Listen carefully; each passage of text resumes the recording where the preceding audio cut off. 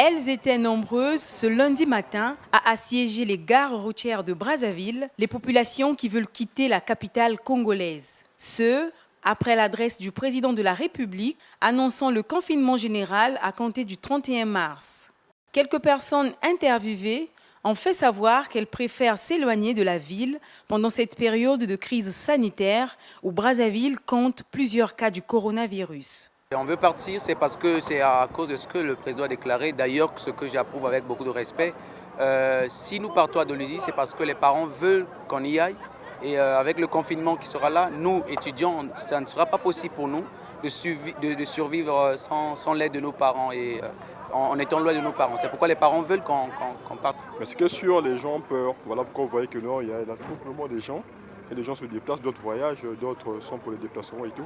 Le danger, le peuple congolais n'est pas vraiment équipé pour affronter ce danger. Parce que bon, là, par exemple, moi qui vous parle, je n'ai pas un masque, je n'ai pas un cache-nez, je n'ai pas des gants, vous voyez.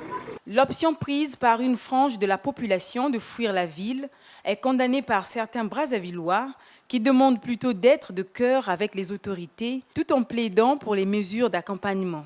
Ce n'est pas la peine aussi de fuir cette maladie, d'aller au village. Ils doivent d'abord rester sur place parce que le fait de se déplacer, il peut y avoir un malade qui pourrait transporter la maladie de l'autre côté. Il faut accompagner la population dans cette épidémie. Hein? Les Congolais ne vivent qu'au quotidien. La majorité, un quart de Congolais vivent au quotidien. C'est des commerçants, c'est des débrouillards, ils vont faire leurs choses. Mais si c'est un mois dans la maison, tu ne sors pas. Outre les gares routières, les marchés sont également remplis des personnes qui viennent s'approvisionner en vue d'avoir au moins le nécessaire pendant toute cette période de confinement.